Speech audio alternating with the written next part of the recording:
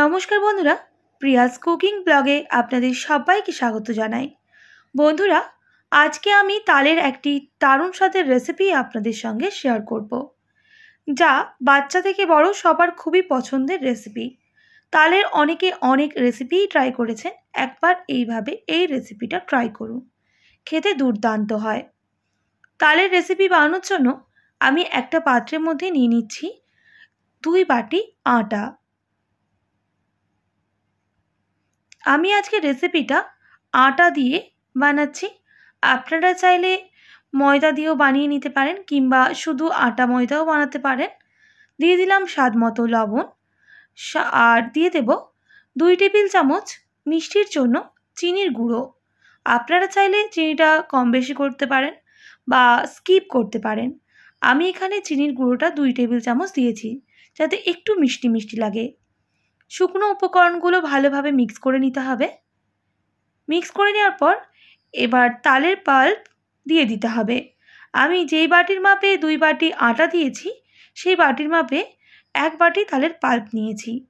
ওই তালের পাল্পটা দিয়ে আটাটাকে মেখে নিতে হবে।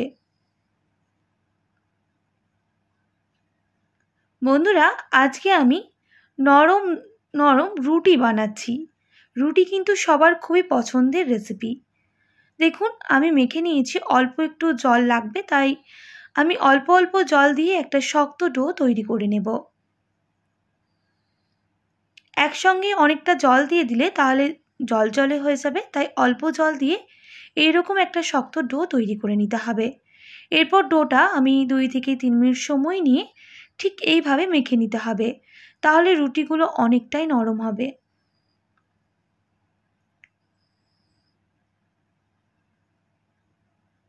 দেখুন, 2 থেকে 3 মিনিট খুব ভালো করে মেখে নিয়েছি। এবার 5 মিনিট মতো এটা রেস্টে রেখে দেব। 5 মিনিট পর ফিরে এলাম। দেখুন, ডোটা কতটা সফট হয়ে গেছে দেখেই বুঝতে পারছেন। আবারও আমি হাত দিয়ে 2 থেকে 3 মিনিট একটু মেখে নেব।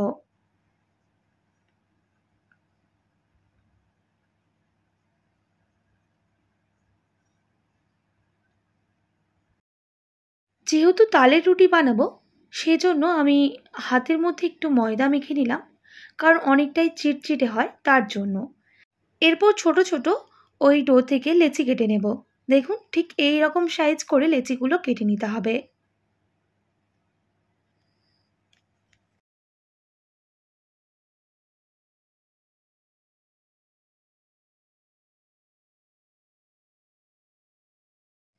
এইভাবে সমস্ত লেচি আমি কেটে নেব।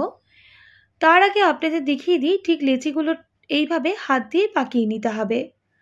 একটা পাকিয়ে নিয়েছি, আরও একটা এইভাবে রেডি করে নেব।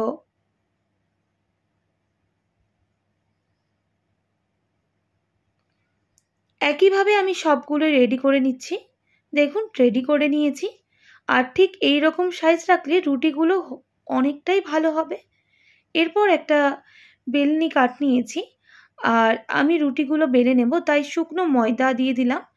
আর ওপর থেকেও একটু শুকনো ময়দা দিয়ে গোল গোল করে রুটি বেলে নিতে হবে। আপনারা চাইলে আপনাদের পছন্দ মতো শেপে বেলে নিতে পারেন। আমি ঠিক রাউন্ড শেপে রাখছি। হালকা হাতে বেললে দেখুন আপনা আপ রুটিটা গোল হয়ে যাবে। একটু লক্ষ্য করে দেখুন আমি কিভাবে বেলে নিচ্ছি। খুব বেশি পাতলা বা খুব বেশি মোটা করা যাবে না, মিডিয়ামটাই করব।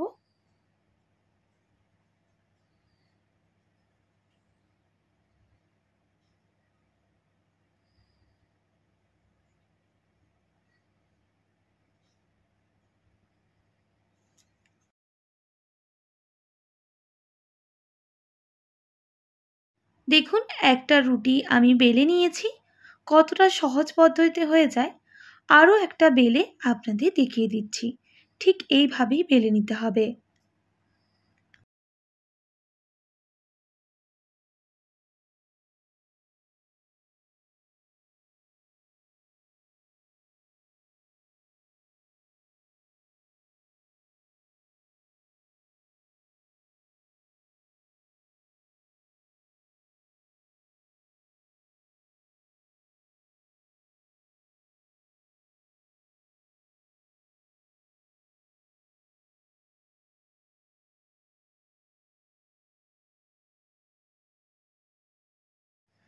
দেখুন বন্ধুরা, আরও একটা রুটি আমি রেডি করে নিলাম।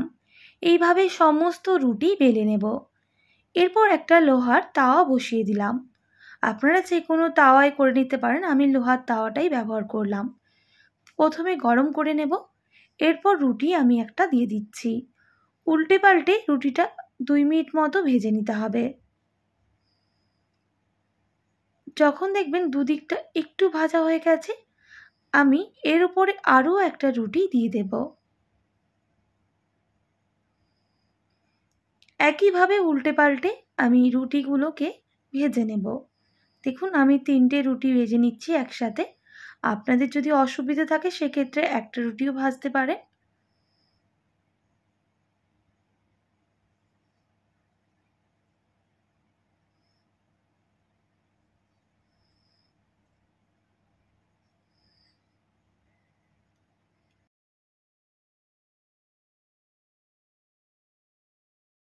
এইভাবে উল্টে পাল্টে প্রথমে আমি তাওয়াতে সেঁকে নেব।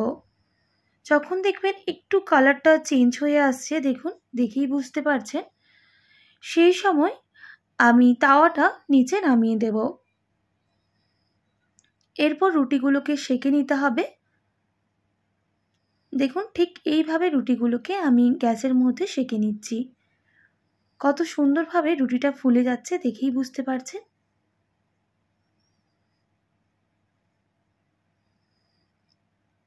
এইভাবে বানালে প্রত্যেকটা রুটি কিন্তু একদম সুন্দরভাবে ফুলে যাবে আর অনেকটাই নরম হবে।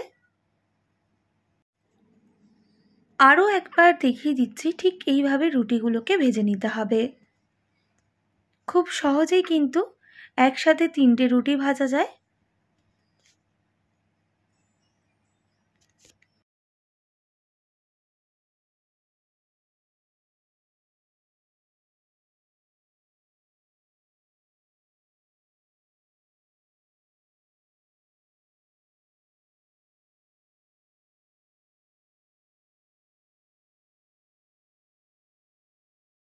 উল্টে পাল্টে ভেজে নেওয়ার পর যখন দেখবেন রুটির কালারগুলো একটু চেঞ্জ হয়ে আসছে, সেই সময় গ্যাসের থেকে তাওয়াটা নামিয়ে নিতে হবে আর রুটিগুলো সেঁকে নিতে হবে। আর এইভাবে রুটি বানালে প্রত্যেকটাই রুটি পারফেক্ট হবে। দেখুন আমি আবারও আপনাদের একটু সেঁকে দেখিয়ে দিচ্ছি।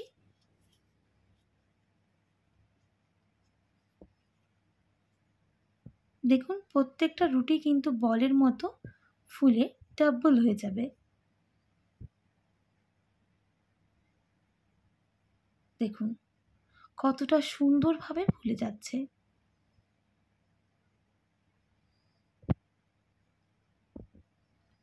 প্রত্যেকটা রুটি কিন্তু আমার ফুলেছিল। আর আমি রুটিগুলো আপনাদের দেখিয়ে দিই কতটা নরম হয়েছে।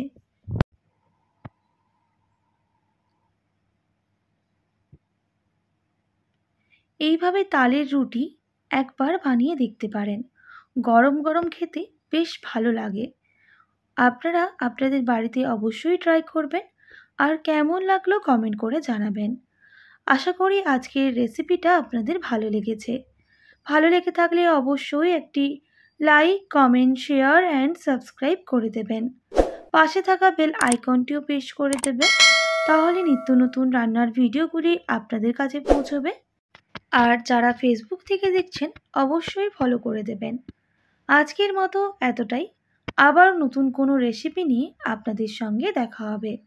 আপনারা ভালো থাকবেন, সুস্থ থাকবেন আর এতক্ষণ আমার সঙ্গে থাকার জন্য আপনাদের সবাইকে অনেক ধন্যবাদ।